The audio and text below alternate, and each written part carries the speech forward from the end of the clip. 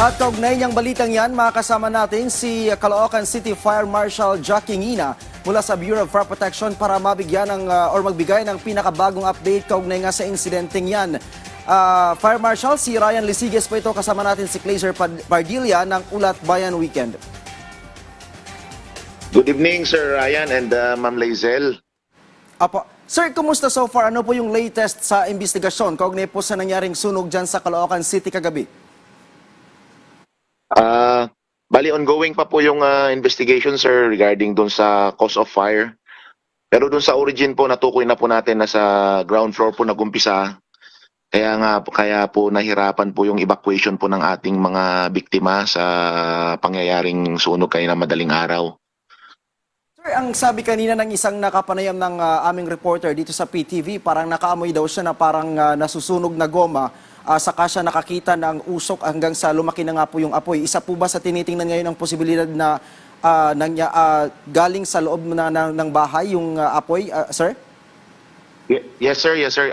Ang status po kasi ng building is isang residential building po ito na paupahan po. Pinapaupahan po yung second floor, yun po yung apartment.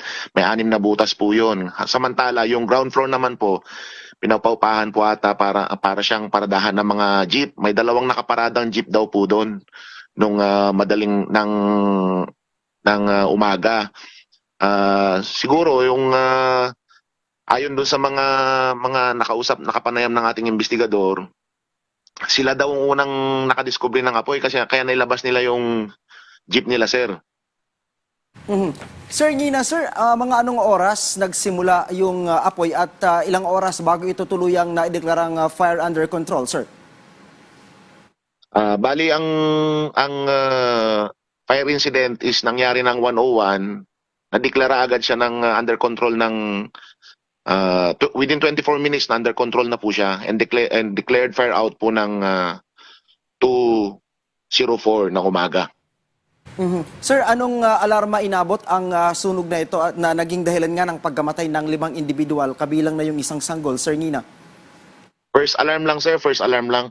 Yun nga po, sir, doon sa circumstances na magkukos nung death nung mga biktima natin. Kasi yung construction materials ng building, yung sahig, sir, ng second floor, kahoy po.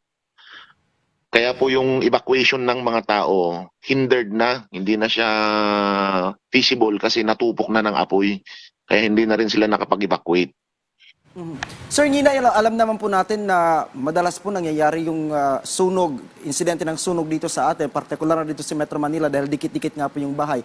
Ano po ba yung mga dapat gawin sa oras na magkaroon ng sunog sa isang lugar? Ano yung pwedeng unang gawin para mailigtas yung mga residenteng nakatira sa lugar, Sir Ngina? Unang-una po, sir, pag na-discover po natin na meron po tayong sunog, unang-una po natin gagawin is sound the alarm po. Ipag-alam po natin sa mga kapitbahay natin, ipag-alam natin sa mga residente na nakatira doon sa building na may untoward incident na may sunog.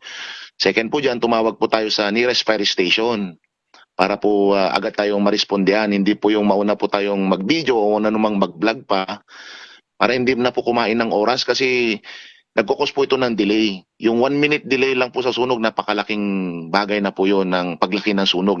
Malaki po yun na itutulong nun para lumaki po yung sunog, lalong-lalo na po yung mga circumstances sa ganyan na ang bahay po ay gawa sa light materials. Napakabilis po ng sunog po niyan. Tapos pagkatapos po nating matawagan ng fire station, tumulong na po tayo sa incident kung meron po tayo maitutulong, kung pwede po tayo makapag bucket brigade, kung po pwede po tayong makatulong sa pag-evacuate ng mga gamit. Ganun po ang dapat natin gawin pag meron tayong mga fire incident. Pero Sir Ryan, para maiwasan yung mga gantong insidente, bago tayo matulog sa gabi, siguraduhin natin na yung mga saksakan natin, yung mga appliances natin na ginagamit bago matulog, katulad ng mga electric fan, yung mga cellphone na nagcha-charge, yung mga lutuan natin, mga gasol, yung kandila, siguraduhin po natin na naka-unplug yung mga yan, nakapatay yung mga yan, o nakasarado yung mga bulb ng ating mga LPG.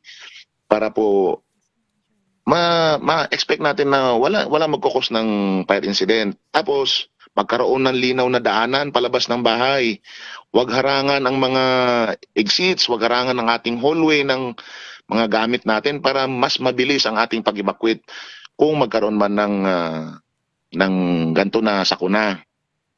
Tapos, maglagay tayo ng simpleng babala tulad ng mga na pwedeng magtumulong sa atin katulad ng mga smoke detector kung may kakayahan naman tayo, o katulad po ng mga emergency firefighting equipment, o katulad kung wala naman tayong pambili noon, pwede naman po tayo magano ng mga timba na may laman tubig.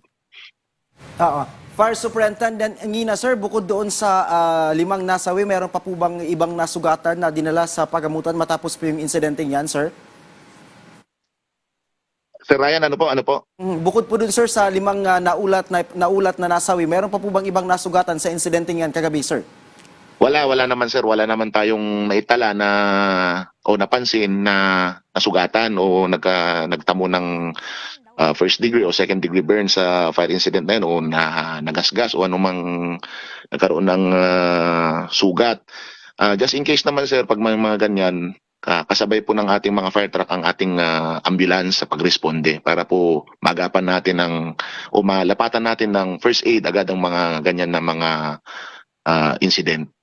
Sir, panghuli na lamang po, I understand you mentioned kanina na paupahan itong nasunog na bahay. Na check niyo po ba, sir, kung may mga dokumento kumpleto na nasuri ng BFP at yung iba pang permits na kinakailangan para makapagpatakbo ng isang paupahan, sir? Yes sir, yan po ang kasama sa ating masusing investigasyon. Alamin po natin kung yan po ay registered na paupahan. Kasi katulad po niyan, iisa po yung exit ng building. Alamin po natin kung yan po ay registered business. Kasi po fire trap po yung building eh. Fire trap po. Maraming salamat, Caloocan City Fire Marshal, Fire Superintendent Jackie Ngina ng Bureau of Fire Protection. Magandang gabi po.